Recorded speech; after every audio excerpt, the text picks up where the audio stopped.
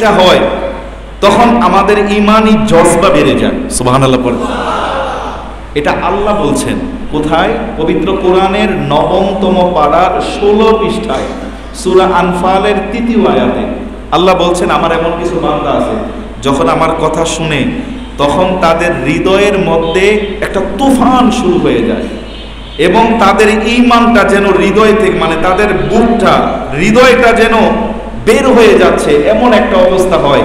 তাদের শরীরের পশমগুলি দাঁড়িয়ে যায়, শরীর থরথর করে কাঁপতে থাকে। তখন আমি আল্লাহর সাথে একটা হাল তৈরি হয়, ওই হালটা যে তৈরি হয় এটাকেই বলে জজবা। বলেন সুবহানাল্লাহ। এখন বলেন, আমাদের সাথে আমার নবীর সাথে একটা কানেকশন আছে কিনা? কারো কম, কারো, কিন্তু কানেকশনটা কি? কানেকশন যদি না থাকতো তাহলে নবীর কথা না শুনলে কি চোখে পানি না আসতো? নবীজির কথা শুনলে চোখে পানি আসে না? ভিতরে একটা মনটা নরম হয়ে যায়, একটা অন্যরকম শান্তি লাগে। এটা কি? কানেকশন। এটা কি? কানেকশন। এই যে কানেকশনটা হয়, এই কানেকশনটা আগে হয় নবীজির কাছে। কানেকশনটা আগে এখানে হয় না, আর কানেকশনটা আগে কোথায় হয়? নবীজির কাছে। নবীজি ওই কানেকশনটা ধরে টান দেয় যে এই আমার পাগল, একটু তাকায়, তাকাইলেই আমাদের ভিতরে একটা জজবা তৈরি হয়। আর এই যখন জজবা তৈরি হয় তখনই হৃদয়ের ওই ভাব আবেগের বহির প্রকাশটা আসে চোখ দিয়ে, চোখ বেয়ে বেয়ে পানি করে। বলেন সুবহানাল্লাহ। তো আমাদের একটা কানেকশন আছে কার সাথে? নবীজির সাথে। এই কানেকশনটা থাকার কারণে মিলাদুন নবী আসলে আমরা খুশি হই, ঠিক কিনা? আমার নবীর কথা শুনলে আমরা খুশি হই, আমার নবীর কথা শুনলে আমরা কাঁদি, মদিনার কথা শুনলে আমরা মদিনায় যেতে চাই, ঠিক কিনা বলেন? তাহলে এখন আমরা আমাদের কানেকশনটা ঠিক আছে তো ইনশাআল্লাহ? নারে তাকবীর। এবার দেখবো কার কার কানেকশন কতটুকু। নারে তাকবীর। দুই হাত তুলে দিয়ে নারে রিসালাত, নারে রিসালাত, নারে রিসালাত। তো সম্মানিত উপস্থিতি, আসুন আমরা প্রত্যেকেই মাহফিলের বরকতে আমরা সকলেই আমার নবী পাকের খেয়ালে, কারণ মিলাদুন নবীর মাহফিল তো আমরা যেন এই পাকপাঞ্জাতন সিটি জামে মসজিদে বসে না থাকি। যদিও আমরা বসে আছি এখানে, চোখটা বন্ধ করে আসেন আমরা একটু মদিনাতে চলে যাই, একটু মদিনা থেকে ঘুরে আসি। যাবেন তো ইনশাআল্লাহ? একজন যদি যান, এক ভাই যদি যান, যাওয়ার পরে আশেপাশের ভাইদেরকে যদি না দেখেন ধরে নিয়ে যাবেন। এখন এই ধরা কি হাত ধরে? খেয়ালে খেয়ালে, কারণ হাত ধরে যদি যাই তাহলে আমাদের 3 লাখ 4 লাখ টাকা লাগবে। খেয়ালে গেলে, চোখ বন্ধ করে গেলে টাকা লাগবে। আসেন আমরা একটু চোখ বন্ধ করে একটু মদিনাতে যাই। মদিনাতে গিয়ে খেয়াল করি ওই যে সাহাবারা, আমার নবী যখন প্রথম মদিনাতে যায়, মদিনাতে যেদিন প্রথম যায়, একটাবার একটু চিন্তা করেন, এই মদিনার মানুষ আমার নবী দেখার জন্য পাগল। মদিনার মানুষ নবীজিকে পেয়ে খুশি। বাড়ির ছাদে, গাছের উপরে, আপনারা মানে এটার একটা সিম্পটম দেখাইছে দ্য মেসেঞ্জার, একটা মুভি করছে, আপনারা দেখেছেন কিনা? আগে এই ঈদ আসলে এটা দেখাইতো, দ্য মেসেঞ্জার, হলি প্রফেট সাল্লাল্লাহু আলাইহি ওয়াসাল্লাম। তো মানে তারা একটা রিল তৈরি করেছে এটা বোঝানোর জন্য। মদিনার মধ্যে মদিনার সাহাবীরা, ছোট ছোট বাচ্চারা দফ নিয়ে আসছে। কি নিয়ে আসছে? দফ নিয়ে আসছে। আর নবীজি যখন আসতেছে, দূর থেকে নবীজিকে দেখা যাচ্ছে, আমার নবীজির উট মোবারক, সামনে এক সাহাবী পতাকা নিয়ে আসতেছে। মানে কুবা পল্লী থেকে আমার নবী মদিনাতে ঢুকছেন। সবাই গোর রৌদ্রের মধ্যে, সবাই মদিনার দরজার, মদিনার সীমানায় দাঁড়িয়ে আছে। বাচ্চারা দফ নিয়ে দাঁড়িয়ে আছে, কেউ খেজুর গাছের ডালা নিয়ে। মানে এটাই তাদের নিশান। আমরা যেমন এই যে আজকে একটা পতাকা নিছি, আজকে এটা আমাদের পতাকা, সেই দিন সাহাবীরা নিয়েছিল খেজুর গাছের ডাল। সুবহানাল্লাহ। খেজুর গাছের ডালা, কেউ নিয়েছিল পাগড়ির আমামা, যে যেটা পারছে এটাই উঠায় বুঝাইতেছে যে আল্লাহ আজকে আমরা খুশি। আর প্রত্যেকেই সেই দিন বলতেছিল তালাআল বাদরু আলাইনা মিন সানিয়াতিল বাদা ওয়াজাবা শুকরু আলাইনা মাদা লিল্লাহি দা। সুবহানাল্লাহ পড়েন। তো ওই যে সেদিন তারা যে খুশিটা হয়েছে, এই খুশিটা তো আমরা দেখি নাই, দেখেছি? কিন্তু চোখ বন্ধ করলে একটু অনুভব আমরা করতে। তাহলে আসেন এই অনুভবটা করার জন্যই আসেন আমরা একটু মদিনাতে যাই, একটু খেয়ালে খেয়ালে চোখটাকে বন্ধ করে দিয়ে, হৃদয়টাকে উজাড় করে দিয়ে আসেন আমরা আজকে দুরূদ শরীফের মাধ্যমে আমাদের মাহফিল আমরা শুরু করি। ইন্নাল্লাহা ওয়া মালাইকাতাহু ইউসাল্লুনা আলান নবী ইয়া আইয়ুহাল্লাযীনা আমানু সাল্লু আলাইহি ওয়া সাল্লিমু তাসলিমা। আল্লাহুম্মা সাল্লি আলা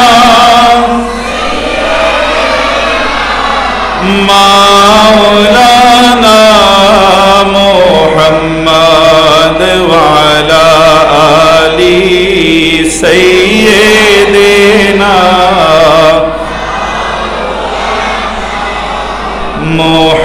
মুহাম্মাদ। আল্লাহুম্মা সাল্লি আলা সাইয়্যিদিনা মাওলানা মুহাম্মাদ ওয়া আলা আলি সাইয়্যিদিনা।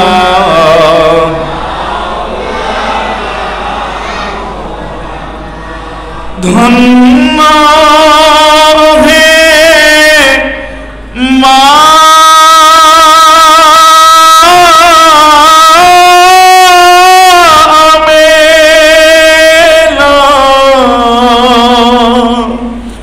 ধন্য আপনার জিন্দেগি,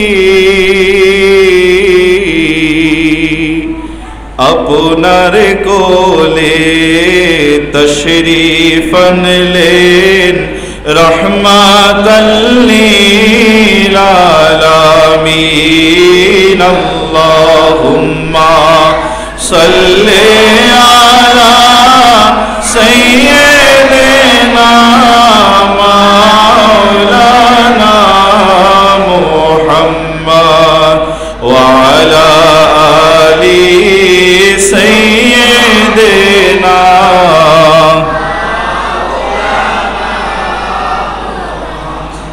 নবী নবী বলে কত আশিক কান্দে যারে যা।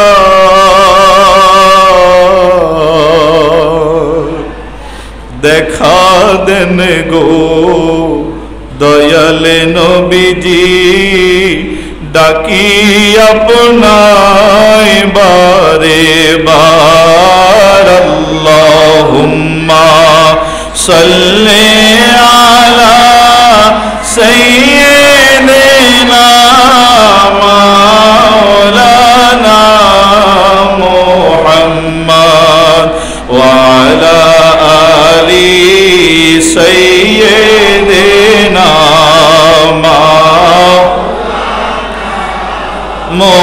মুহাম্মাদ। আসসালাতু ওয়াসসালামু আলাইকা ইয়া রাসূলুল্লাহ। আসসালাতু ওয়াসসালামু আলাইকা ইয়া হাবিবাল্লাহ। আসসালাতু ওয়াসসালামু আলাইকা ইয়া রাসূলুল্লাহ। আসসালাতু ওয়াসসালামু আলাইকা ইয়া হাবিবাল্লাহ।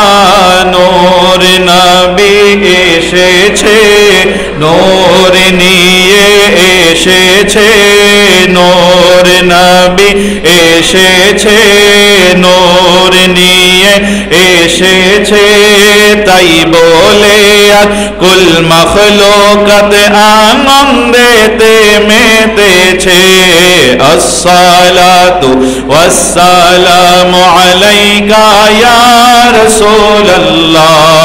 আসসালাতু ওয়াসসালামু আলাইকা ইয়া হাবিবাল্লাহ আসসালাতু ওয়াসসালামু আলাইকা ইয়া রাসূলাল্লাহ আসসালাতু ওয়াসসালামু আলাইকা ইয়া হাবিবাল্লাহ আমার নবী নূরের নবী সব নবীদের সরদার আমার নবী নূরের নবী সব নবীদের সরদার ওই নবীজির দরুদ পড়ো ও হে মুমিন মুসলমান নূর নবী এসেছে নূর নিয়ে এসেছে নূর নবী এসেছে নূর নিয়ে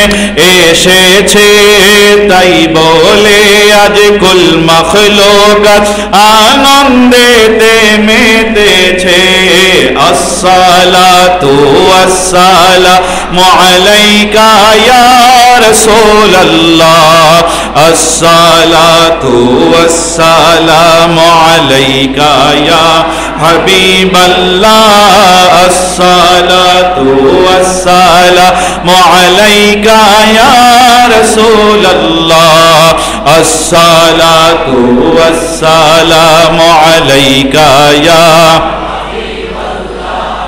আল্লাহ তাআলা বলেন গো শোনো হে মুমিনগণ আল্লাহ তাআলা বলেন গো শোনো হে মুমিনগণ আমি পড়ি তোমরাও পড়ো সাল্লু আলা মুহাম্মাদ আসসালাতু ওয়াসসালামু আলাইকা ইয়া রাসূলাল্লাহ আসসালাতু ওয়াসসালামু আলাইকা ইয়া হাবিবাল্লাহ।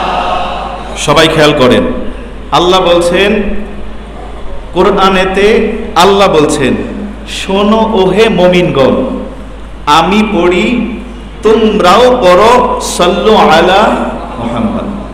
কে বলছেন? কে বলছেন? আল্লাহ। কোথায় বলছেন? কোরআনে। কোথায় বলছেন? আচ্ছা, কোরআনের মধ্যে কি কারো আঙ্গুল দেওয়ার ক্ষমতা আছে?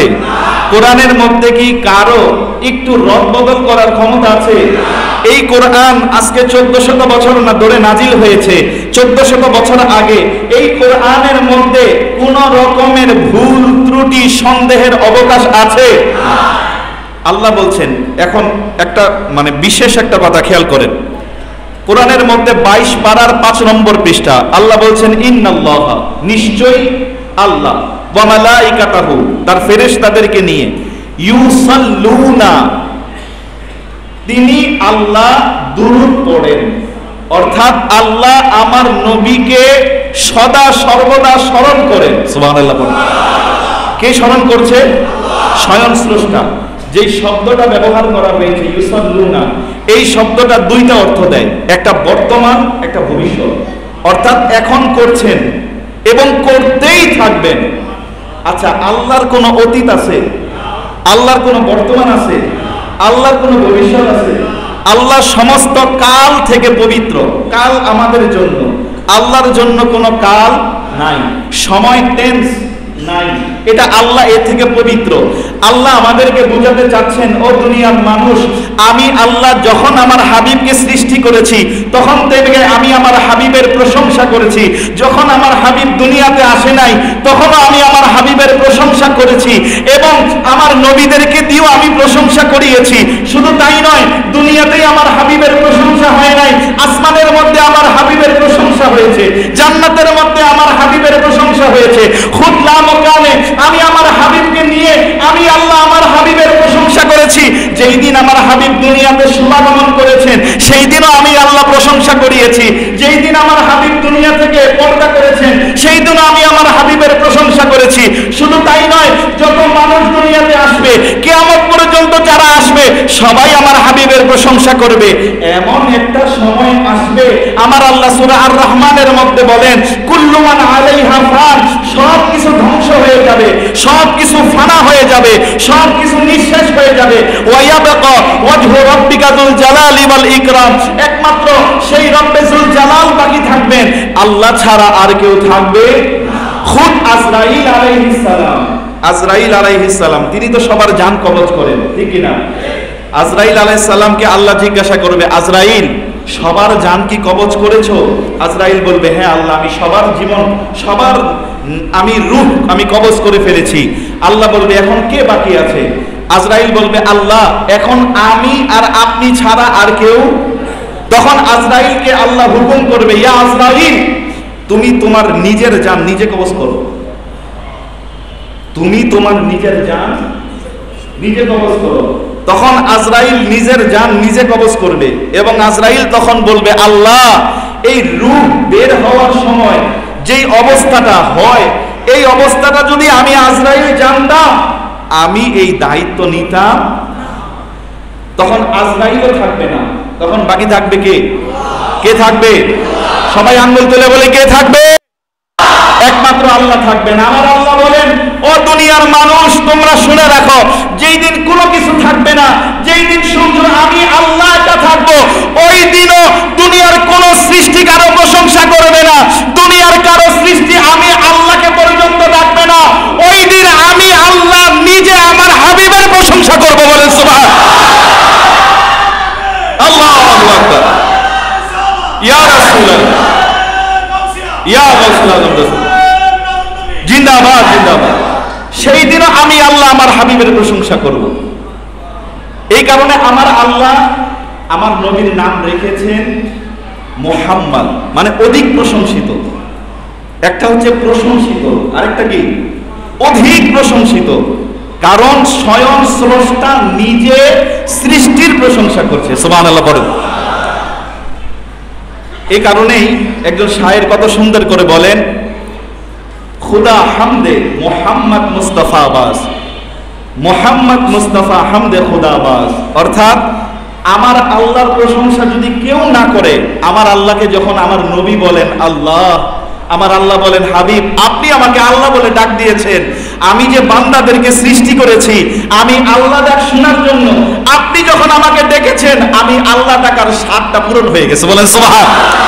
আবার আমার আল্লাহ আমার নবীকে ডেকে, আমার নবী বলেন আল্লাহ কেউ আমাকে ডাকুক, কেউ আমাকে ভালোবাসুক বা না বাসুক, যখন আপনি আমাকে হাবিব বলে ডেকেছেন আর কারো ভালোবাসা লাগবে না। আপনি স্বয়ং স্রষ্টা যখন আমাকে হাবিব বলে ডেকেছেন, আমি নবীর সকল ভালোবাসা পূর্ণ হয়ে গিয়েছে, বলেন সুবহান। বাবাজিরা আমার আল্লাহ পাক রব্বুল আলামিন পবিত্র কোরআনের মধ্যে 17 নম্বর পারার 10 নম্বর পৃষ্ঠায় সূরা আম্বিয়ায় আমার আল্লাহ বলেন, ওয়ামা আরসালনাকা ইল্লা রাহমাতাল লিল আলামিন। অর্থ কি? হাবিব আমি আপনাকে প্রেরণ করি নাই একমাত্র রহমত ব্যতীত সমস্ত আলমের জন্য। অর্থ হাবিব আমি আপনাকে শুধুমাত্র আমার রহমত হিসেবে বানিয়েছি, আমি আপনাকে রহমত হিসেবে প্রেরণ করেছি। কার জন্য? সমস্ত আলমের জন্য। একটা জিনিস দেখেন, একটা হচ্ছে মধ্যে, আরেকটা হচ্ছে জন্য। একটা কি? মধ্যে, আরেকটা কি? জন্য। আরবিতে আমার নবীকে আল্লাহ বলেন নাই ওয়ামা আরসালনাকা ইল্লা রাহমাতান ফিল আলামিন, এটা বলেন নাই। আল্লাহ বলেছেন ওয়ামা আরসালনাকা ইল্লা রাহমাতাল লিল আলামিন। অর্থাৎ হাবিব আমি আপনাকে সমগ্র সৃষ্টির, এই আলমের প্রতিটা সৃষ্টির মধ্যে রহমত স্বরূপ পাঠিয়েছি, এটা বলেন নাই। বলেছেন আমি আপনাকে আমার প্রতিটা সৃষ্টির জন্য রহমত স্বরূপ পাঠিয়েছি। কেন জন্য বললেন? আমার আল্লাহ পাক রব্বুল আলামিন মুফাসসিরিন ইকরামরা বলেছেন, ও তো দুনিয়ার মানুষ, আমার আল্লাহ বুঝাতে চাইলেন এই লিল দিয়ে, এই লাম লামজের লিল, এই শব্দ দিয়ে আমার আল্লাহ বুঝাতে চাইলেন দুনিয়ার মধ্যে একটা মানুষের বডি আছে, সবকিছু আছে, কিন্তু প্রাণ নাই। মানুষটার কোনো দাম আছে? জোরে বলেন, দাম আছে। কিন্তু একটা মানুষের বডি আছে, একটা মানুষের এক হাত নাই, কিন্তু প্রাণ আছে। এই মানুষটার কি আছে?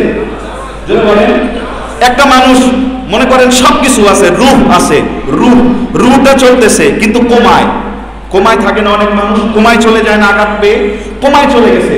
এই মানুষটা দুনিয়ার মধ্যে বেঁচে থাকতেও মরা, ঠিক কিনা? আমার আল্লাহ পাক রব্বুল আলামিন বলেন, আমি দুনিয়ার মধ্যে সব কিছু আছে, একটার জন্য আরেকটা প্রয়োজন, একটার জন্য আরেকটা প্রয়োজন। আপনার খাবার ক্ষুধা লেগেছে, এই ক্ষুধা লেগেছে পেটে, কিন্তু এটা আপনাকে বারবার ইশারা করছে, আপনাকে বারবার নখ দিচ্ছে আপনার ব্রেনের মধ্যে। আপনার ব্রেন আপনার হাতকে বলছে আমার ক্ষুধা লেগেছে, তুমি খাবারটা নাও। হাত খাবারটা নিল, কিন্তু হাত খাবার খেতে পারে না। হাত আবার আপনার মুখের মধ্যে যে এই খাবারটা ভরে দিয়েছে, আপনার মুখ খাবারটা গিলবে সেটাও না, আপনার দাঁত এটাকে চিবিয়েছে, জিহ্বা এটার স্বাদ গ্রহণ করেছে, জিহ্বা গলার মধ্যে ঠেলে দিয়েছে, গলার ভিতর থেকে আপনার এই হুলকুম পুরা খাবারটা আপনার পেটের ভিতরে ঢুকিয়ে দিয়েছে। এরপরে আপনার পেট শান্তি হয়েছে। আপনার খাবার খাওয়ার জন্য এত কিছুর প্রয়োজন, আল্লাহর সমস্ত সৃষ্টি জগৎ সাজানোর জন্য। আমার আল্লাহ বলেন, আমার তো কোনো কিছুর প্রয়োজন ছিল না, আমি তো আলা কুল্লি শাইইন কাদির, আমি তো সব কিছুর উপরে ক্ষমতাবান। কিন্তু আমি আল্লাহ এই সমগ্র সৃষ্টি পরিচালনার জন্য একটা রহমতের আমি আল্লাহ বানিয়েছি।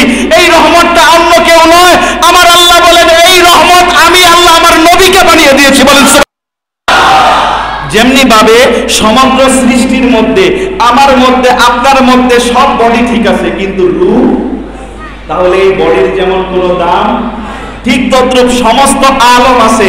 আমার আল্লাহ বলেন সারা আলমেরও তো একটা জীবন প্রয়োজন, আমি আল্লাহ এই জীবনটা আমার নবীকে বানিয়ে দিয়েছি। বলেন সুবহান। এই কারণেই আমার নবী যখন মেরাজ শরীফে গেলেন, হাদিস শরীফের মধ্যে এসেছে, মানে মুহাদ্দিসিন ইকরামরা এটার ব্যাখ্যা করেছেন যে আমার নবী যখন মেরাজ শরীফে গেলেন, যেই দিন আমার নবী যেই মুহূর্তে পা মোবারকটা আলাদা হয়েছে জমিন থেকে, যে খাবার খাচ্ছিল এভাবে স্ট্যাচু হয়ে গেছে, যে দাঁড়িয়ে ছিল স্ট্যাচু হয়ে গেছে, যে বসে ছিল স্ট্যাচু হয়ে গিয়েছে, যে যেভাবে ছিল ঠিক সেভাবেই হয়ে গেছে। আমার নবী কত হাজার বছর মেরাজ শরীফ করে এসেছেন আল্লাহই ভালো জানেন, আমার নবী ভালো জানেন কত বছর সেখানে ছিলেন। সেখান থেকে নবী যখন আসলেন, আসার পরে আমার নবীজি বলেন আমি এসে দেখলাম ওই ঘরের দরজা কড়া আমি লাগিয়েছি, কড়া যে সে সময় নড়ছিল, এসে দেখতেছি কড়া নড়তেছে। অজু করেছি, অজুর পানি যে গড়াচ্ছিল, যেখানে দেখে গিয়েছে অজুর পানি গড়াচ্ছিল, এখন এসে দেখি ওই জায়গা থেকে অজুর পানি গড়াচ্ছে। আমার আল্লাহ বলেন হাবিব, আপনাকে যখন আমি নিয়ে এসেছি, আপনি তো এই দুনিয়ার জীবন, যেমনি ভাবে ব্যাটার গড়ির থেকে ব্যাটারি খুলে দিলে গড়ি যেমন স্ট্যাচু হয়ে যায়, আপনি যখন আপনার কদম দুনিয়া থেকে আলাদা হয়ে গেছে, দুনিয়া স্ট্যাচু হয়ে গিয়েছে। বলেন সুবহান। বাবাজিরা আমার নবী সারা আলমের জন্য রহমত, সমস্ত সৃষ্টির জন্য রহমত। আমার নবী দুইটা ডাইমেনশন, কয়টা ডাইমেনশন? একটা হচ্ছে আবদিয়া, আমার নবী আল্লাহর বান্দা, আমরা সবাইকে আল্লাহ বান্দা, এই একটা ডাইমেনশন।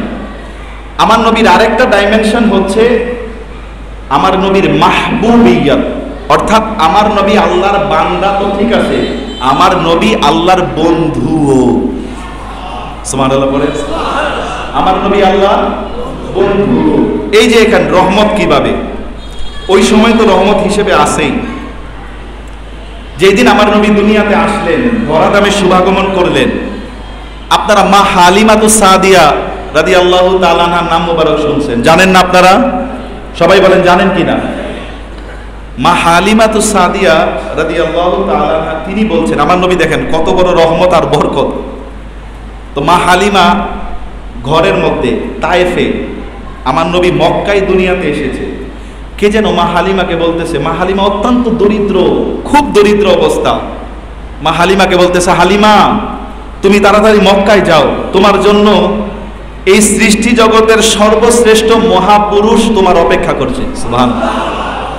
মা হালিমাতুস সাদিয়া তায়েফের মধ্যে, এখন আরবের মধ্যে এই প্রচলনটা নেই, এখন আরবে এই প্রচলনটা নেই, আগে ছিল যে সন্তান জন্ম নেওয়ার পরে সন্তানকে দুধ খাওয়ানোর জন্য আরেক বাড়িতে দেওয়া হতো। ইভেন আমার নবী পাকের সন্তান হযরতে ইব্রাহিম রাদিয়াল্লাহু তাআলা, নাম কি? ইব্রাহিম, আমার নবী পাকের সন্তান এই ইব্রাহিম রাদিয়াল্লাহু তাআলাকেও আরেকটা বাড়িতে দেওয়া হয়েছে। সুবহানাল্লাহ বলেন। এটা মক্কার কালচার, মানে আরবদের কালচার। তো মা হালিমা যখন আসতেছে, মা হালিমার অবস্থা খুব খারাপ, একটা জরাজীর্ণ গাদার পিঠে উঠছে, সবাই মক্কায় চলে আসছে তাইফ থেকে বাচ্চা নেওয়ার জন্যে, মা হালিমাও আসছে। তো মা হালিমা যখন আসলেন, আসার পরে মা হালিমার আসতে দেরি হয়ে গেছে কয়েকদিন। মক্কায় যখন আসলেন, সবাই যার যার মতো বাচ্চা নিয়েছে, টাকা পয়সাওয়ালা। আমার নবী পাক সাল্লাল্লাহু আলাইহি সাল্লামকে কেউ নেয়? কেন নেয় নাই? প্রত্যেক, আমার নবীর অবস্থা কিন্তু খুব ভালো, কিন্তু নেয় নাই কেন? আমার নবীর আব্বা হুজুর হায়াতে মোবারকায় ছিলেন, এই ভয়। তো মা হালিমাতুস সাদিয়া সালামুল্লাহ আলাইহা তিনি খুঁজতেছেন, আর অপরদিকে আমার নবীর দাদা জানকে আমার আল্লাহ স্বপ্নে দেখাইলেন, আব্দুল মুত্তালিব, এই সূরাতে একটা মহিলা আসবে, এই মহিলাকে ডেকে তোমার এই কলিজার টুকরাকে তার হাতে দিয়ে দিবে। সুবহানাল্লাহ। নিয়ন্ত্রণ করতেছে কে? জোরে বলে, নিয়ন্ত্রণ করতেছে কে? মা হালিমাতুস সাদিয়া সালামুল্লাহ আলাইহা তিনি যখন আমার নবীজির দাদা জানকে দেখলেন, আমার নবীর দাদা জান তাকে দেখলে ডাক দিলেন, আসেন আসেন, আপনার জন্যই আমার অপেক্ষা। ঘরের মধ্যে নিয়ে গেলেন। ঘরের মধ্যে নিয়ে যাওয়ার পর বললেন, আমার একটা নাতি আছে, আমার এই নাতিকে কি আপনি গ্রহণ করবেন? মা হালিমাতুস সাদিয়া রাদিয়াল্লাহু তাআলা আনহা আমার নবীজিকে গ্রহণ করার জন্য যখন ভিতরে ঢুকলেন, দেখলেন ঘরের মধ্যে রহমতের বাতাস বইছে, ঘরের মধ্যে বাতি নাই কিন্তু আলো জ্বলছে। সুবহানাল্লাহ। আলো কোত্থেকে জ্বলছে? উনি ঘরের ভিতরে দেখলেন আম্মাজান মা আমেনা সালামুল্লাহ আলাইহার কোলে আমার নবীজির চেহারা মোবারকের আলোতে ঘর আলোকিত হয়ে গেছে। তিনি ঘরের মধ্যে প্রবেশ করলেন, যে আমার নবীজির দিকে তাকালেন, আমার নবীজি তার দিকে তাকিয়ে একটা মুস্কি হাসি দিলেন। মা হালিমা বলেন, আমি মুস্কি হাসি দেখেই পাগল হয়ে গেছি। সুবহানাল্লাহ। হযরত মা হালিমাতুস সাদিয়া সালামুল্লাহ আলাইহা আমার নবীজিকে কোলের মধ্যে নিলেন। কোলের মধ্যে নেওয়ার পরে আম্মা জান মা হালিমা ডান স্তন মোবারক আমার নবীজিকে দিলেন। আমার নবীজি ডান স্তন মোবারকের দুধ মোবারক পান করলেন। বাম স্তন মোবারক দিতে চাইলেন, কিন্তু বাম স্তন মোবারক থেকে আমার নবীজি দুধ পান করলেন না। কেন? কারণ মা হালিমার একজন ছেলে ছিল ওই শিশু অবস্থায়, আমার নবীর দুধ ভাই। আমার নবী বুঝাইলেন, ডান স্তরটা থেকে আমি পান করব, আর বাম স্তরটা থেকে আমার ভাই পান করবে। সুবহানাল্লাহ। আমার নবী শিশু অবস্থায়, কিন্তু আমার নবী ইতিদাল করেছেন। আমার নবীজি ন্যায় প্রতিষ্ঠা করেছেন যে এই জায়গার মধ্যে শিশু অবস্থায় একটা অংশ আমার ভাইয়ের, আরেকটা অংশ কি আমার নবীজি। কে বলে আমার নবী 40 বছর আগে নবী ছিল না? আমার নবী যদি নবী না হইতো তাহলে 40 বছর আগে, তাহলে শিশু অবস্থায় আমার নবী এই ইতিদাল করে কিভাবে? ঠিক কিনা বলেন? এই কারণেই তো ন্যায় প্রতিষ্ঠা করার জন্যই আমার নবী দুনিয়াতে এসেছে। ঠিক কিনা বলেন? এই কারণেই কাজী নজরুল ইসলাম বলতেছে, হায়রে ধুলির ধরা বেহেশতে আজ জয় করিল দিল রে লাজ, আজকে খুশির ঢল নেমেছে ধূসর সাহারায় রে সাগর আকাশে বাতাসে দেখবি যদি আয় রে সাগরে দেখবি যদি আয় ত্রিভুবনের। এক মিনিট, আচ্ছা এটা আমরা সবাই পারি না? আচ্ছা, আমার নবী যে ত্রিভুবনের, ত্রিভুবন কি? তিনটা ভুবন। তিনটা ভুবন কি আপনারা কি বুঝেন বিষয়টা? তিনটা ভুবন হইল আমার নবী এই জগৎ, আলমে বরজক, পরকাল, সর্বসময়ে আমার নবী প্রিয়। দুনিয়াতেও প্রিয়। কিভাবে? আচ্ছা একটা জিনিস দেখাই আপনাকে কেমন প্রিয়। আপনি যদি বলেন আমি প্রধানমন্ত্রীর বাড়ির চাকর, আপনি যদি কি বলেন আমি প্রধানমন্ত্রীর বাড়ির, এবং আপনি যদি গর্ববোধ করেন, এক পর্যায়ে আপনার যদি চাকরি না থাকে বা আপনাকে যদি মানে এমন একটা অবস্থা আপনি বুড়া হয়ে গেছেন, বা আপনি এখন চাকরি করতে পারতেছেন না, বা আপনার একটা অন্যরকম অবস্থা হয়ে গেছে, একটা পর্যায়ে গেলে আপনার শেষ। ঠিক কিনা? একটা পর্যায়ে গেলে আপনি বাংলাদেশের প্রধানমন্ত্রীর বাড়ির একজন সার্ভেন্ট, ধরেন একজন সার্ভেন্ট, আপনার দাম বাংলাদেশে যতটুকু, ইউরোপে গেলে কি অতটুকুই? ইউরোপে গেলে কি অতটুকুই? ইউরোপে আপনার কোনো দাম আছে বলেন? আচ্ছা কেউ যদি বলে আমি নবী পাকের গোলাম, কেউ যদি বলে আমি নবী পাকের মসজিদ নববীর গোলাম, আমি নবী পাকের রওজা মুবারকের গোলাম, সুবহানাল্লাহ, আমার নবীর গোলাম হযরত বেলাল, নাম কি? একেবারে কালো, কিন্তু গোলামটা কার? গোলামটা কার? নবীজির। নবীজির গোলাম বেলাল রাদিয়াল্লাহু তাআলা আনহু একেবারে কালো, নিগ্রু, আফ্রিকান, কেউ তার চেহারা দেখলে বুঝবে না এই বেলাল রাদিয়াল্লাহু তাআলা আনহু। অথচ বেলাল রাদিয়াল্লাহু তাআলা আনহু বলেন, হে মক্কার কুরাইশ কাফেররা, তোমরা শুনে রাখো, আমি বেলালকে কেউ কোনো খোঁজ খবর নিত না, আমি বেলালের হিসাব কেউ জানতো না, আমি বেলালের অবস্থা সম্পর্কে কেউ জিজ্ঞাসা করতো না, আমি বেলালের অবস্থা সম্পর্কে কারো জানার আগ্রহই ছিল না। কিন্তু যেই দিন থেকে আমি নবী মুহাম্মদুর রাসূলুল্লাহ সাল্লাল্লাহু আলাইহি ওয়া আলিহি ওয়াসাল্লামের গোলাম হয়ে গিয়েছি, ওই দিন থেকে আমার অটোগ্রাফ নেওয়ার জন্য জান্নাত থেকে জান্নাতের হুরেরা লাইন ধরেছে। বলেন সুবহানাল্লাহ। জান্নাতের হুরেরা লাইন ধরে ফেলেছে আমার অটোগ্রাফ নেওয়ার জন্য। সুবহানাল্লাহ পড়েন। দামি কি শুধু দুনিয়ায়? আজও যে যত বড়ই ধনী হোক, যত বড়ই যাই কিছু হোক, হযরত বেলাল রাদিয়াল্লাহু তাআলা আনহুর গোলামের উপরে কেউ নাম লিখতে পারবে? জোরে বলেন, নাম লিখতে পারবে? সুবহানাল্লাহ। এজন্যই আমার নবী পাক সাল্লাল্লাহু আলাইহি সাল্লাতু ওয়া সাল্লামের গোলামিও কত বড় দামি, ঠিক কি না? হায়রে নবীর গোলাম পরিচয় দেয় যখন সাফিনা, বনের পশু পথ দেখাবে নেই কোনো ভাবনা। সুবহানাল্লাহ। এ তো গেল বেলালের কথা। আরেক দিকে হযরত সাফিনা, নাম কি? সাফিনা বলা হইতো কেন জানেন? সাফিনা বলা হইতো, সাফিনা মানে হচ্ছে নৌকা। সাফিনা মানে কি? নৌকা। মানে আমার নবীজির সাহাবীরা যখন কোথাও সফরে বের হইতেন, এই সাহাবীর কাজ ছিল, এই সাহাবী সবার পিছনে যাইতেন, মানে সবাই যখন যাইতো, চলে যাইতো, উনি বসে থাকতেন ওই মজলিসে, মানে ওই জায়গায় কেউ কোনো জিনিস রেখে গেছে কিনা, এগুলি, এই সামানগুলি আবার ওই জায়গা থেকে তিনি বহন করে নিয়ে যাইতেন। এই জন্য নাম হয়েছে সাফিনা। সুবহানাল্লাহ পড়েন। তো সাফিনা রাদিয়াল্লাহু তাআলা আনহু, মানে আমার নবীজি তার মহব্বত করে ডাকতেছে, আরে তুমি তো সাফিনা, মানে তুমি তো মানুষের মাল সামানা বহন করো। সাফিনা রাদিয়াল্লাহু তাআলা আনহু বলে, এইটাই আমার নাম হয়ে গেছে। সুবহানাল্লাহ পড়েন। তো সাফিনা রাদিয়াল্লাহু তাআলা আনহু একটা জায়গায় সফরে গেলেন।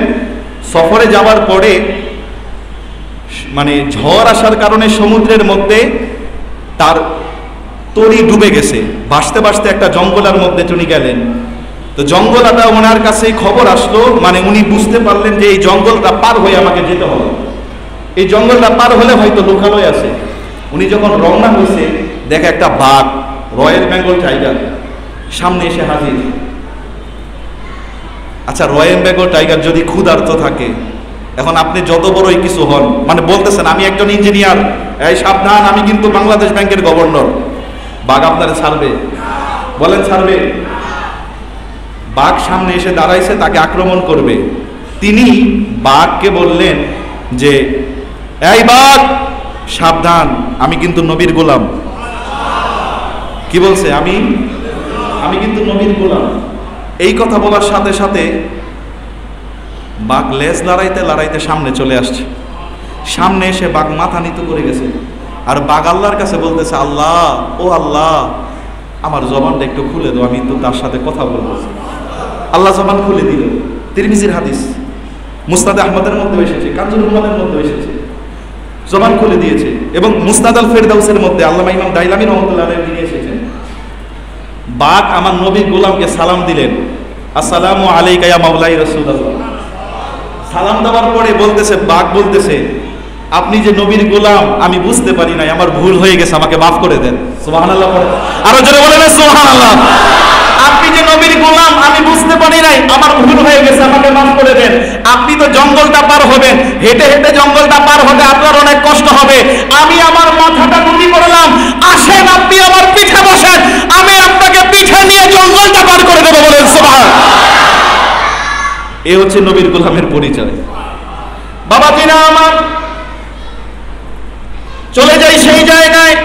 মা হালিমাতুস সাদিয়া সালামুল্লাহ আলাইহা, তিনি যখন আসলেন, আসার পরে আমার নবীজি কুল মোবারকে উঠলেন। মা হালিমা নিয়ে যাবেন, চিন্তা করলেন আমি যেহেতু যাবই, মক্কা তো এটা আল্লাহর ঘর, আল্লাহর ঘরটা একটু তাওয়াফ করে যাই, আবার কবে না কবে আসি, ঠিক কিনা? কবে না কবে আসি। তিনি কাবাঘর তাওয়াফ করলেন আমার নবীকে নিয়ে, নবীজিকে নিয়ে কাবাঘর তাওয়াফ করার পরে তিনি চিন্তা করলেন হাজরে আসওয়াদটা একটু চুমা খেয়ে যাই। তিনি হাজরে আসওয়াদটা চুমা দিতে গেলেন। হাজরে আসওয়াদ চুমা দিতে যাওয়ার পরে হাজরে আসওয়াদে মা হালিমা যখন চুমা দিলেন, নিজের মাথা প্রবেশ করে হাজরে আসওয়াদে চুমা দিলেন। মা হালিমা বলেন আমি যেহেতু চুমা দিয়েছি, এই নূরের বরকতময় শিশুকেও আমি চুমা খাওয়াই। মা হালিমা বলেন আমি যখন শিশুকে হাজরে আসওয়াদের কাছাকাছি নিয়ে যাচ্ছি, আমার কাছে মনে হচ্ছে হাজরে আসওয়াদের কাছেই শিশু যাবে না, হাজরে আসওয়াদ কাবা ঘর থেকে যেন বের হয়ে আমার নবীর ঠোঁট মোবারকে চুমা খাওয়ার জন্য বের হয়ে যাচ্ছে। বলেন সুবহানাল্লাহ। মা হালিমা সাদিয়া তিনি রওনা করলেন তায়েফের দিকে। আমার নবীর পিঠে মা হালিমা উঠলেন। আগে আমার আম্মাজান মা হালিমার স্বামী, মাঝখানে আমার নবী, এরপরে মা হালিমা পিছনে। বাহন উপরে উঠে না, মা হালিমা কি করলেন, মানে নেমে গেলেন। মা হালিমা সাদিয়া সালামুল্লাহ আলাইহার আমার নবী পাকের মানে মা হালিমার স্বামী, আমার নবী পাকের দুধ পিতা আর কি যেটাকে বলে, তিনি নামলেন। নামার পরে আমার নবীকে মানে মা হালিমাকে সামনে বসাইলেন। মা হালিমার সামনে, মা হালিমার কোলে আমার নবী সবার সামনে। আমার নবী পাকের দুধ ভাই সহ মা হালিমার স্বামী পিছনে।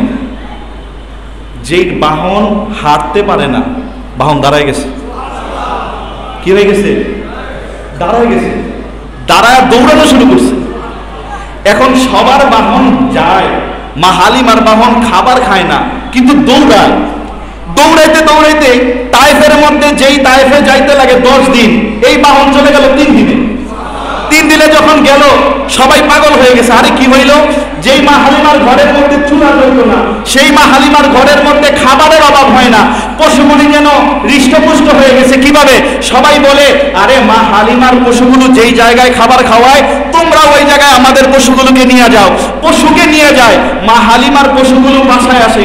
বাসায় আসার পরে আমার নবীকে নিয়ে যখন মা হালিমা কোলে নিয়ে যখন পশুগুলোর সামনে যায়, পশুগুলো আমার নবীর চেহারা মোবারক দেখে। মা হালিমা বলেন ওই দিন থেকে আমার ঘরের মধ্যে কোনো কিছুর অভাব হয় না। শুধু তাই নয়, ওই দিন থেকে আমার ঘরের লাইটও জ্বালাইতে হয় না। যেই ঘরের মধ্যে আমার আলো প্রয়োজন, আমি নবীকে কোলে করে ওই ঘরে নিয়ে যাই। আমার নবীর চেহারা মোবারকের আলোতে ঘর আলোকিত হয়ে যায়। বাবাজিরা আমার, সেই নবী আমাদের জন্য বরকতময়। সেই নবী কি আমাদের জন্য? শুধু তাই না, রহমত। শুধু তাই না, আমাদের নবী আমাদের জন্য কি? এখন আসেন আরেকটু পিছনে যাই। ওই যে জন্যে আর মধ্যে, মনে আছে আপনাদের? জন্যে আর মধ্যে হচ্ছে, আমরা বলি এই মজলিসের মধ্যে একজন ব্যক্তি আছে, ঠিক আছে, আর এই মজলিসের জন্য একজন ব্যক্তি আছে। মধ্যে মানে স্বাভাবিক, আর জন্য মানে ওই ব্যক্তিটা এই মজলিসের জন্য খাস, ঠিক কিনা? আমার আল্লাহ বলেন দুনিয়ার মানুষ তোমরা শুনে রাখো, তোমাদের জন্য কোনো কিছু প্রয়োজন হতেও পারে, আবার নাও হতে পারে, কিন্তু আমার নবীকে তোমাদের সবার প্রয়োজন হবে। সুবহানাল্লাহ। সে মুসলমান হোক, কাফের হোক, সে সায়েন্টিস্ট হোক, ডাক্তার হোক, ইঞ্জিনিয়ার হোক, অ্যাস্ট্রোনমার হোক, মহাকাশ বিজ্ঞানী হোক, সে সাধারণ রিসার্চার হোক, যাই হোক না কেন, সর্ব অবস্থায় সর্ব জায়গায় আমার নবীকে প্রয়োজন। সুবহানাল্লাহ পড়েন। কেমন আমার নবী রহমত? যুবকরা একটু খেয়াল করেন, সবাই খেয়াল করেন। মক্কাতে আমার নবীজি ইসলামের দাওয়াত দিতেছে। তো ইসলামের দাওয়াত দিতে গিয়ে আমার নবী পাক সাল্লাল্লাহু আলাইহি ওয়াসাল্লাম যখন দাওয়াত দিচ্ছেন, একটা শিশু, তার বাবা মারা গেছে। আমাদের এই জায়গার মধ্যে অনেকে আছে না বাবা নাই? জোরে বলেন আছে কিনা? নাই, বাবা নাই। তার বাবা মারা গেছে। বাবা মারা যাওয়ার পরে চাচা সম্পদগুলোকে জোর করে নিয়ে গেছে, জোর জবরদস্তি যখন নিয়ে গেল, তো ভাতিজা গেছে চাচার কাছে যে মা, আমার চাচা, আমার মা কাপড় পরতে পারে না, অসুস্থ, আমার মায়ের জন্য একটা কাপড় দেন, আমার বাবার সম্পদ থেকেই দেন। কিন্তু চাচা তা দিতে রাজি। বাবাজিরা আমার গভীর মনোযোগ, বের হয়ে আসলো কাঁদতে কাঁদতে।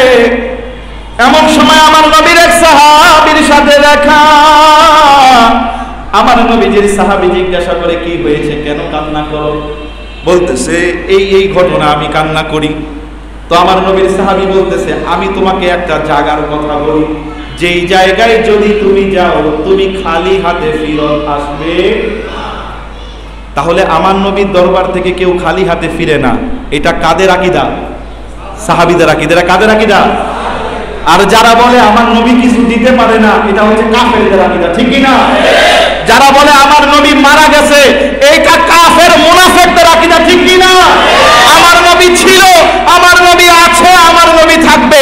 এজন্য আলা হযরত বলেন, তু জিন্দা হে ওয়াল্লাহ, তু জিন্দা হে ওয়াল্লাহ, মেরে চশমে আলম সে ছুপ জানে ওয়ালে। বলেন সুবহান। বাবাজিরা আমার, ওই শিশু যখন গেল, শিশু তার মাকে যাইয়া বলে, মা গো, এমন একজনের কথা বলছে যেই জায়গায় যেতে হবে, গেলে তোমার জন্য কিছু আনতে পারি। মা বলতেছে, যেতে পারো বাবা, আমি শুনেছি তিনি কিন্তু জাদুকর। নাউজুবিল্লাহ। তিনি কি জাদুকর? আমার নবী কি জাদুকর? নাউজুবিল্লাহ বলেন।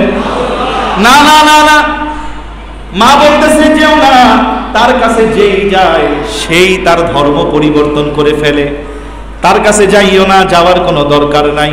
মা সন্তান বলতেছে, মা আমি যাব।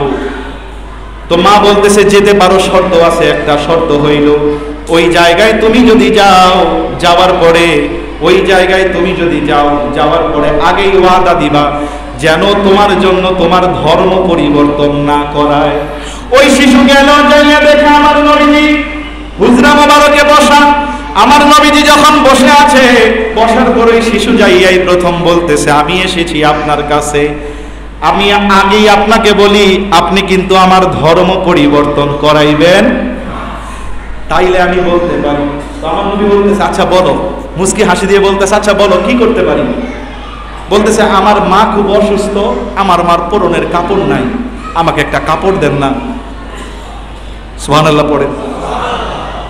আমার নবী পাকের শরীর মোবারকে চাদর মোবারক, আমার নবীজি নিজের চাদর মোবারকটা খুলে ওই শিশুর হাতে দিয়ে বলল, যাও। সুবহানাল্লাহ পড়ে। দিয়ে বলল, যাও। শিশু গেছে, বাড়িতে যাইয়া মাকে বলতেছে, মা আমার ধর্ম কিন্তু পরিবর্তন করাইতে পারে নাই, মা আমি চাদর নিয়ে আসছি, এই নাও চাদর। মা মাত্র চাদর গায়ে দিছে, গায়ে দিয়ে বলতেছে, বাবা রে, সে তো তোমার কাছ থেকে ধর্ম কিনে নাই, সে তো আমাদের হৃদয়টাই কিনে নিয়ে গেছে, সে তো আমাদের হৃদয়টাই খরিদ করে নিয়ে গিয়েছে। সে আমাদের কেউ না, আমাদের আপনজন, আমাকে একটা কাপড় নেয় নাই, কিন্তু শুধু তোমার কথা শুনে আমাকে চাদর দিয়েছে। আর চাদরের এই বরকত, এই চাদরটা গায়ে দেওয়ার সাথে সাথে আমার অসুস্থতা সুস্থ হয়ে গিয়েছে। বাবারে চলো চলো চলো, ওই নবীর দরবারে চলো, সেই নবী সত্য নবী, তার হাতে গিয়া আমরা কালেমার মালাটা গলার মধ্যে পড়ে নেই। বলেন সুবহান। আরো যারা বলেন না সুবহানাল্লাহ। হায়রে মদিনারি ধুলে বালি মোরে, মদিনারি ধুলে বালি মোরে, নয়নের কাজল আমি নবীজির পাগল, আমি মদিনার পাগল, আমি মদিনার পাগল, আমি নবী। হায়রে আমার জিকির নবী নবী, দো চোখে মদিনার ছবি, আমার জিকির নবী নবী, দুই চোখে মদিনার ছবি, নবীর প্রেমে দিতে রাজি, নবীর প্রেমে দিতে রাজি, নবীর প্রেমে দিতে রাজি, জীবনের সকল আমি নবীজির পাগল, আমি। কে কে নবীজির পাগল? দুই হাত তুলে বলতে হবে। আল্লাহু আকবার। ইয়া রাসূলুল্লাহ, ইয়া রাসূলুল্লাহ। জিন্দাবাদ। নারে হায়দারি। বাবাজিরা আমার, দেখেন আমরা মিলাদুন নবী একটা নুকতা আপনাদেরকে বলি, আপনারা জানেন আজকে কিশোরগঞ্জে কসবায়, ব্রাহ্মণবাড়িয়ার কসবায় মিলাদুন নবীর জুলুস নিয়ে বের হয়েছে বিদায় মারামারি হয়েছে। লাঠি নিয়ে বসে আছে, কেন জুলুস বের করে? নাউজুবিল্লাহ বলেন। আচ্ছা, টুপি পরা, দাড়ি আছে, জুব্বা আছে, আবার আমার নবীর মিলাদুন নবীর জুলুস নিয়ে বের হওয়ার কারণে তাদেরকে মারার জন্য হাতে লাঠি রাখছে। আসলে লেবাসে মুসলমান, কাজে কি মুসলমান? বলেন কাজে কি মুসলমান? কখনো হতে পারে না। যেই ব্যক্তি আমার নবীর মিলাদুন নবীকে কেন্দ্র করে যাদের হৃদয়ে, যাদের গায়ে জ্বালা উঠে যায়, তারা কখনো মুসলমান হতে পারে না। তারা হচ্ছে মুসলমান নামের রূপধারী মুনাফিক, ঠিক কি না? কারণ মুনাফিক না হইলে, ওই শয়তানের চেলা চামুন্ডা না হইলে আমার নবীর মিলাদুন নবীর জুলুসে কি হামলা করতে পারে? আল্লাহ আমাদেরকে বুঝার তৌফিক দান করুক, আমিন বলেন। বাবাজিরা আমার, এই আখলাক আমাদের মধ্যে নাই। আমার নবীর দরবারে বিধর্মীরা এসে বসে থাকতো, এটা বলেই আজকের আলোচনা শেষ। কারণ যে ওয়ামার সাল্লাল্লাহু আলাইহি রাহমাতাল লিল, কেমন রহমত দেখেন। আমার নবীর দরবারে বিধর্মীরা, আমাদের মসজিদে যদি হিন্দু ধর্মের ভাইরা, খ্রিস্টান, বৌদ্ধ ধর্মের ভাইরা যদি আসে, আমরা বের করে দেব, বলেন ঠিক না? বর্তমান সময়ে মানে আমরা কি বুঝাই, মানে ব্রেনটাকে কিভাবে ওয়াশ করে মানুষের, বলতেছে যে মিলাদুন নবী এটা বাদ, অথচ শরীয়তের উৎস কয়টা? কে বলতে পারবে? শরীয়তের মাসালা, শরীয়তের আইনের উৎস কয়টা? হ্যাঁ, কে বলতে পারবে?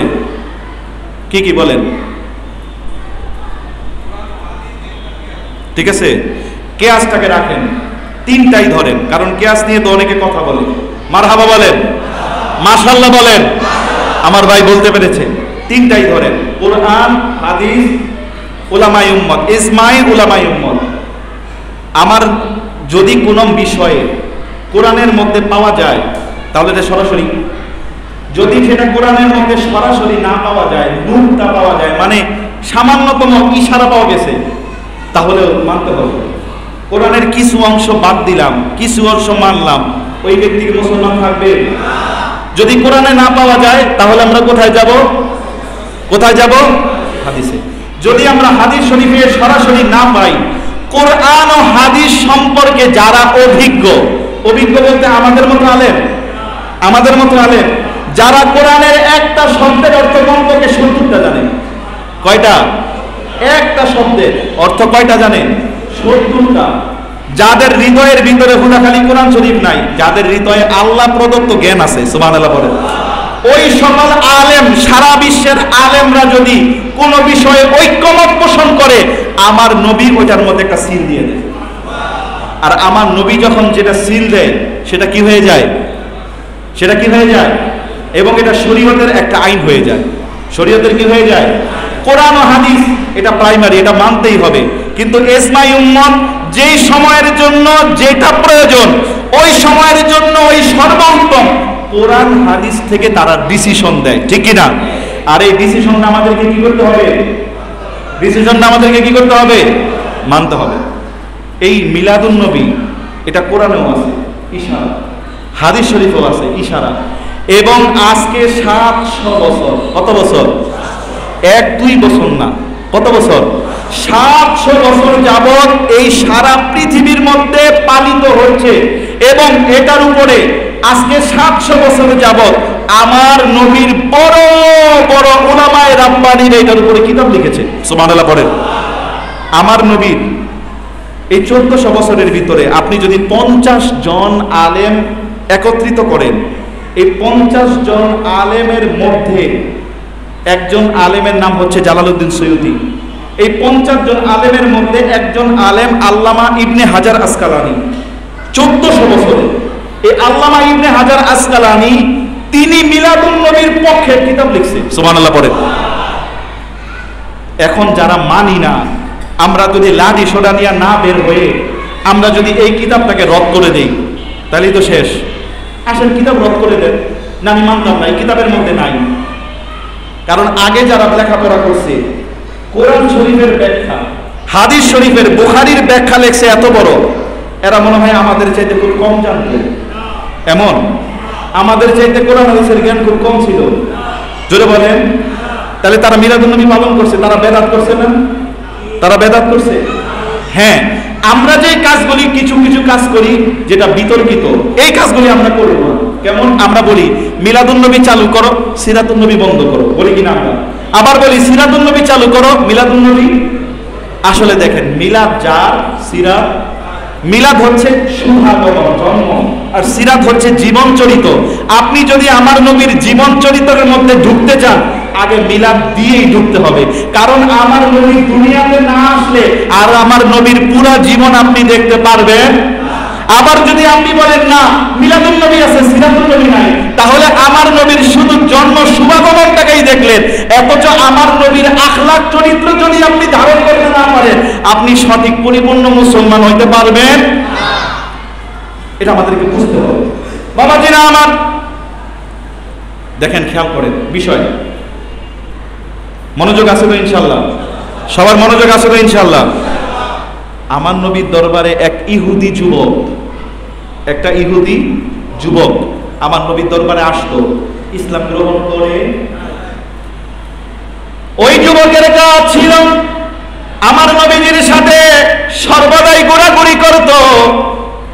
আমার নবীজি যখন মসজিদে নববীতে ঢুকতেন, আমার নবীজির জুতা মুবারকটা লইয়া বুকের মধ্যে নিয়ে দাঁড়ায় থাকতো।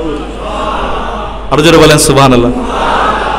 আমার নবীজির জুতা মুবারকটা নিয়ে দাঁড়িয়ে থাকতো, অথচ এটা কি মুসলমান? কি? ইহুদি। কি? আমার নবীজিও কোনোদিন তারে বলে নাই তুমি মুসলমান হও, কোনোদিন। আমার নবীজিও সাথে সাথে রাখতেন। ওই ইহুদি যুবক, এখানে যারা আছে বেশিরভাগই যুবক, খেয়াল করেন যুবক ভাইরা, আমার দয়াল নবীজি জুতা মুবারকখানা সর্বদা বুকের মধ্যে রাখতো। আবার যখন নবীজি বের হতেন, জুতা মুবারকখানা পরিয়ে দিতেন। ওই ইহুদি যুবক আমার নবীজির সাথে সাথে ঘুরতেন। কিছুদিন যাওয়ার পরে দেখা গেল ওই ইহুদি যুবক নবীজির দরবারে আসে না, অনেক দিন হয়ে আসে না। একদিন আমার নবী জিজ্ঞাসা করতেছে সাহাবীদেরকে, ও আমার সাহাবীরা, ও আমার সাহাবীরা, ওই যে ইহুদি ছেলেটা আসতো, ওই ছেলেটা কই? আচ্ছা, মালিক যদি জিজ্ঞাসা করে কারো জন্য, এর চেয়ে বড় শান্তি আর কিছু আছে? এর চেয়ে বড় প্রাপ্তি আর কিছু আছে? আমার নবী জিজ্ঞাসা করতেছে, আচ্ছা আমাদের জুতা রাখতে ছেলেটা কই, ওরে দেখি না।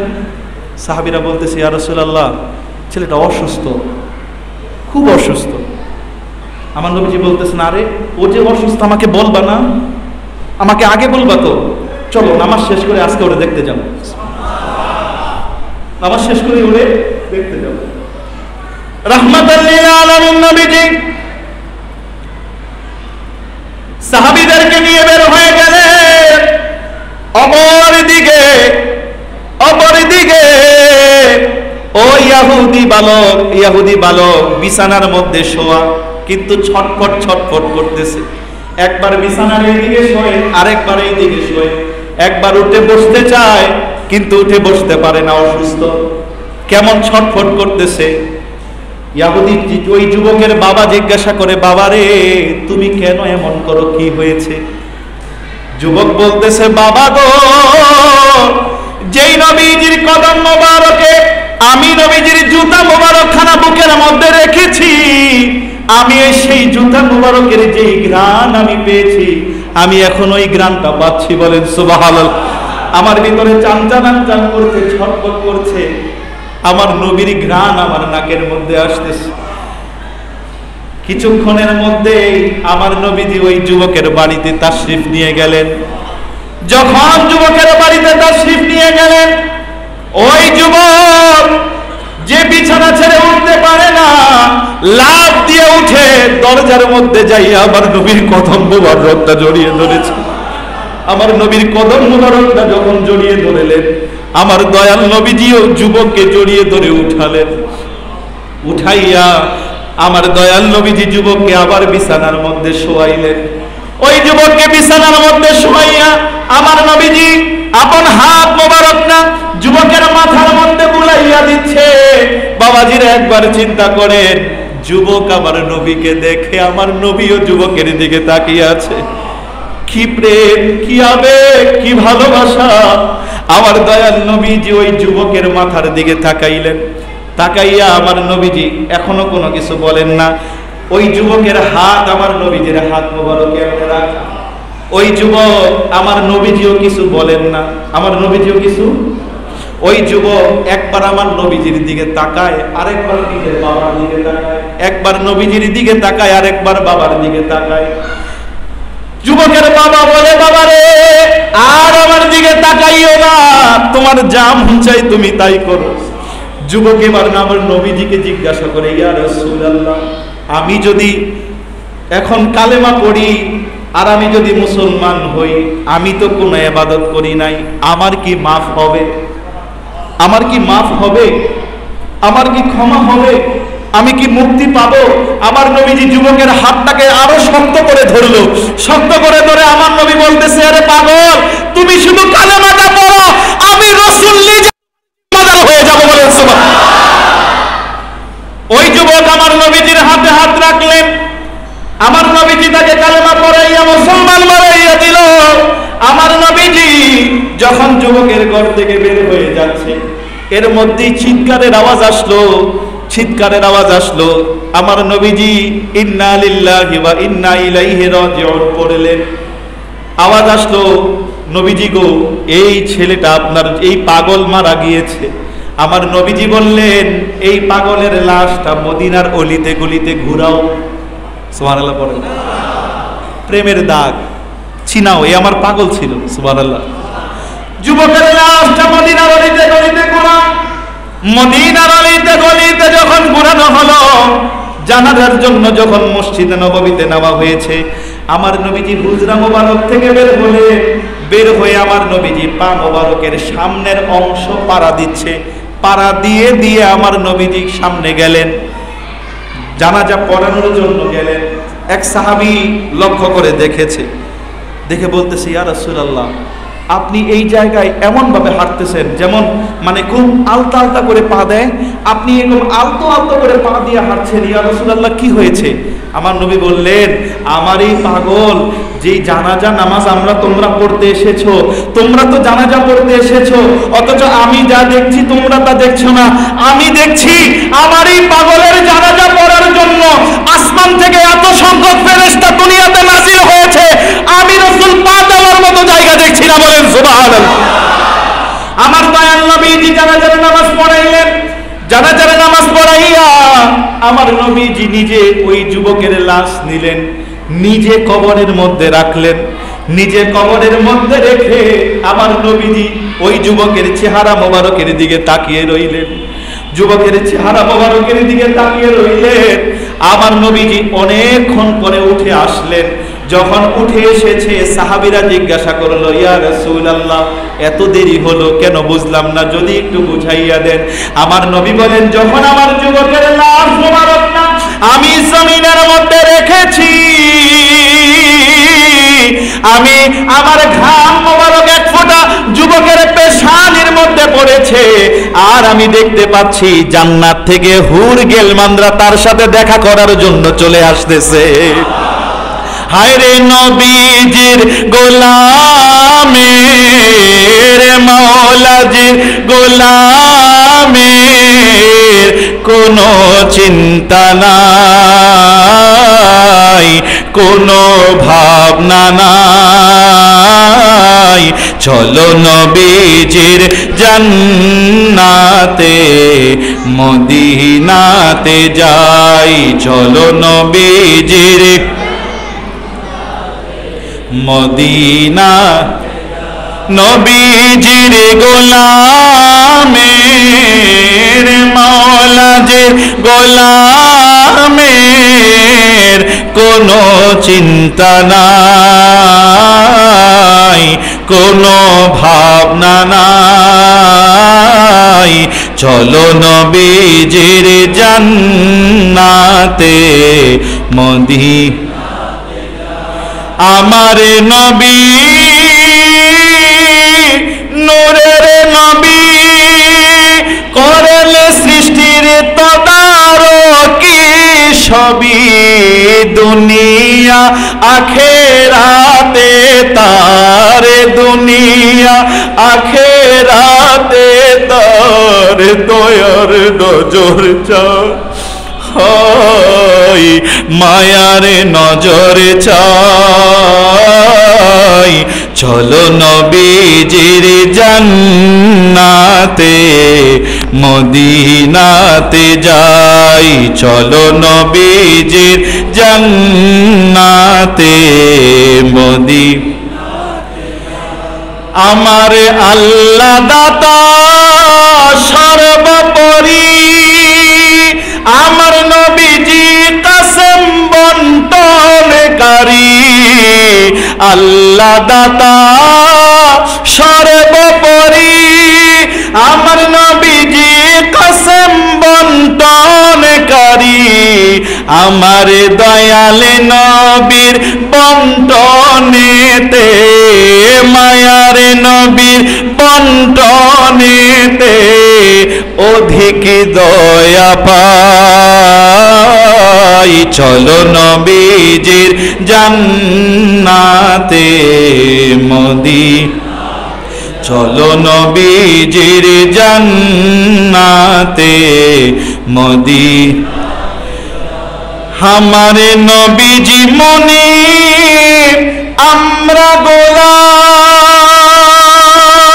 ঠিক কিনা জোরে বলেন ঠিক কিনা আমার নবীজি মনিব আমরা সবাই গোলাম ঠিক কিনা বলেন আমার নবীজি মনিব আমরা গোলাম তারে মন সপিয়া কি না পেলাম নবীজি মনিব আমরা গোলাম তারে মন সপিয়া কি না পেলাম দুনিয়া আখেরাতে যেন দুনিয়া আখেরাতে যেন তারি মন জোগাই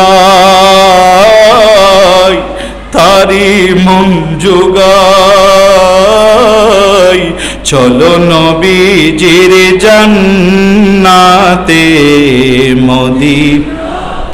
চলো নবীজির জান্নাতে সবাই চোখটাকে বন্ধ করেন চোখটাকে বন্ধ করে দিয়ে চলুন না একটু মদিনাতে যাই চলো নবীজির জান্নাতে মদিনা নবীজির গোলামের মাওলাজির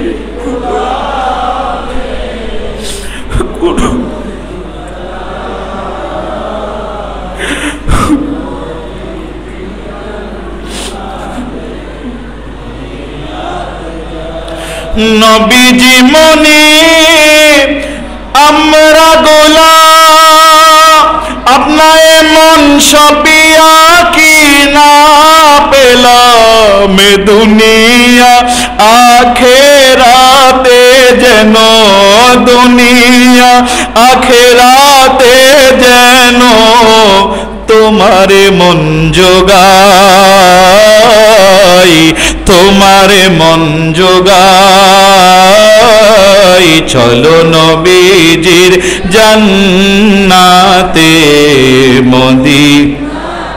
হায়